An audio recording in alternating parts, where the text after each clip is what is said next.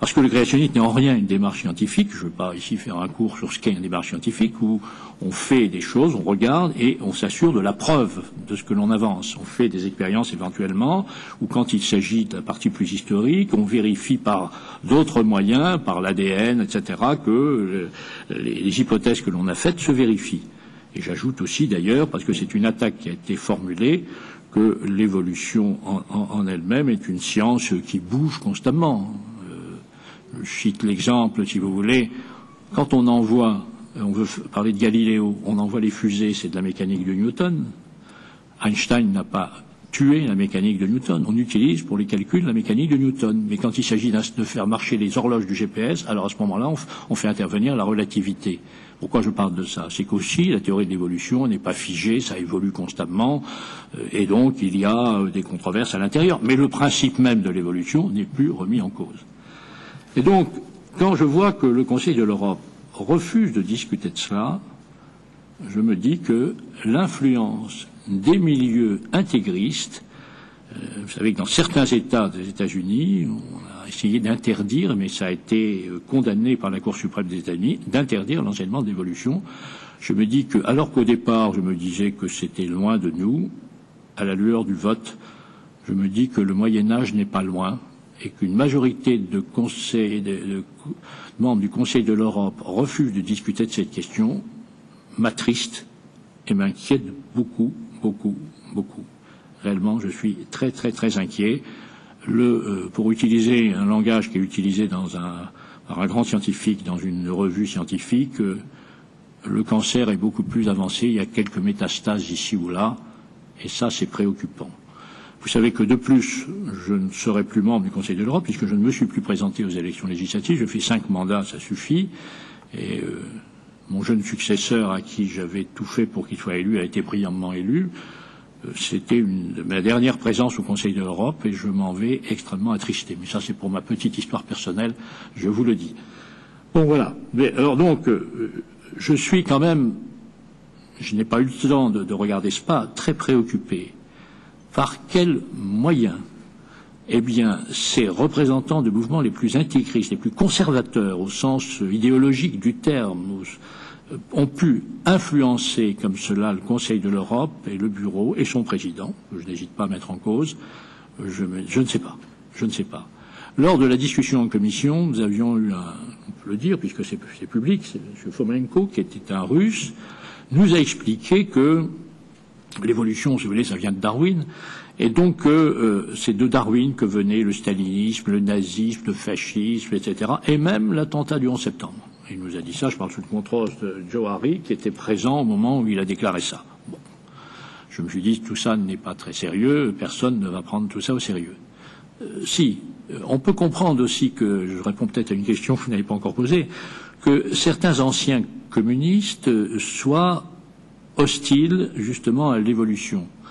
C'est que l'argument que j'ai essayé de décortiquer est la science a été massivement utilisée par le régime soviétique pour effectivement asseoir son pouvoir. La science a été utilisée par le régime pour asseoir son pouvoir.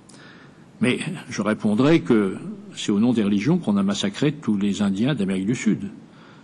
Ça n'a pas mis en cause la religion en elle-même, de même que c'est pas l'utilisation que l'on peut faire de la science et en particulier de l'évolution qui met en cause l'évolution sur le plan philosophique ou moral. Ça n'a rien à voir. On a utilisé et on continue à utiliser d'ailleurs les religions dans les buts les moins avouables. Ça ne met pas la religion en cause. Et à aucun moment d'ailleurs dans le rapport, vous constaterez, je ne mets les religions en cause, pas du tout, du tout, du tout, du tout. Bon, alors voilà, donc je suis extrêmement choqué. Le mot n'est pas trop fort pour un titre personnel.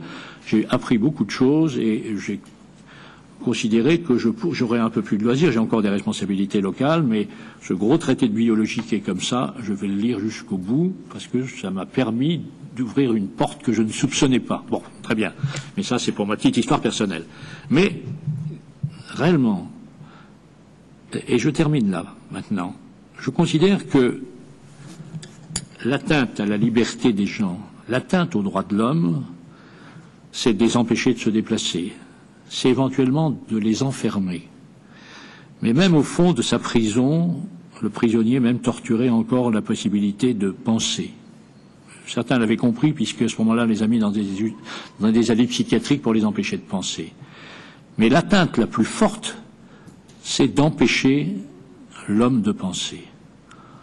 Or, quand on veut empêcher l'enseignement de l'évolution, c'est l'empêcher de répondre à cette question qui a toujours été cette question première de l'homme. Il a cherché à comprendre le monde dans lequel il vivait. C'est peut-être ce qui caractérise l'homme par rapport au reste des espèces. Il a cherché à comprendre comment fonctionnait ce qui l'entourait. Et aussi le pourquoi. Le pourquoi, je le renvoie à la religion, et le comment, c'est toute la science de l'évolution. Et très sincèrement, s'il n'y avait pas eu ça, la plupart d'entre nous ne serions plus là, parce que nous serions encore dans des cavernes, nous serions morts à 30 ans. Donc je me dis qu'il y a là quelque chose d'une profonde atteinte aux droits de l'homme, d'essayer de perturber, parce que c'est cela qui est poursuivi, perturber l'enseignement de l'évolution justement en troublant l'esprit des jeunes par quelque chose qui n'a rien à voir avec la science, qui lui ressort directement des religions ou de la métaphysique, comme on veut, qui est celui du créationnisme.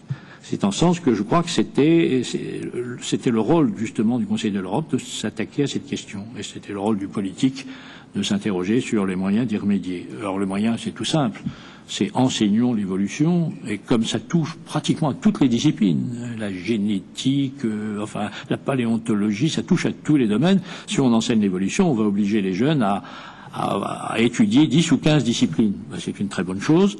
Après, ils pourront se plonger dans un livre sur le créationnisme, mais au moins qu'on les arme. Et aussi, parmi eux, il y aura peut-être des chercheurs qui nous éviteront les mésaventures que nous pourrions avoir avec la peste aviaire ou avec le VIH. Bon, je réponds à vos questions maintenant, bien sûr, hein, j'étais un peu long, mais je ne vous cache pas mon immense déception. J'étais vraiment furieux, je me suis levé, j'ai dit, mais je suis une honte, enfin, j'ai utilisé le mot, une honte ce qui s'est passé. Encore une fois, c'est pas moi. En plus, je suis pas à l'origine du rapport, donc j'en parle de façon libre. Allez-y.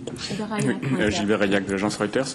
Est-ce que vous savez si, au sein de votre propre groupe, certains se sont prononcés pour le renvoi du rapport en commission, ou est-ce que vous pensez qu'on a eu affaire à une sorte de clivage droite-gauche, la droite étant peut-être influencée par sa partie démocrate chrétienne?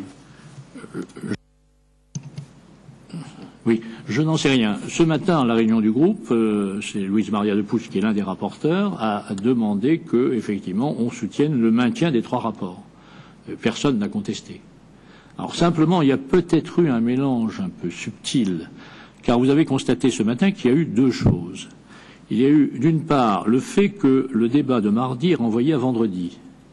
Et certains de nos collègues, au sein du groupe socialiste, s'étaient choqués de ce que le débat sur, effectivement, sur les problèmes, sur la dimension sociale de l'Europe ait été renvoyé in fine. Et ils demandaient, effectivement, que quelqu'un était intervenu pour qu'il soit remonté. Alors, je pense que, subtilement, quelqu'un s'est dit, c'est une bonne affaire, on va permuter. Et donc, effectivement, le vote a permis de renvoyer au vendredi, où chacun sait qu'il n'y a pas grand monde, vendredi, les 2 premiers rapports, ça c'est une chose. Alors, sur la dissociation, non, tout le monde était d'accord. Là-dessus, il n'y a pas eu du tout de contestation de mon rapport au sein du groupe. À l'unanimité, nous étions d'accord pour garder la cohésion entre les 3 rapports. Alors, maintenant, est-ce que, au fond, devant les petits boutons, ce que chacun a fait, j'en sais rien, j'ai pas eu le temps de vérifier, vous devinez. Y a-t-il d'autres questions? Sûrement d'autres questions. Oui. This is Tejinder Singh from New Europe, the European Weekly. You repeated the words worried and shocked many times.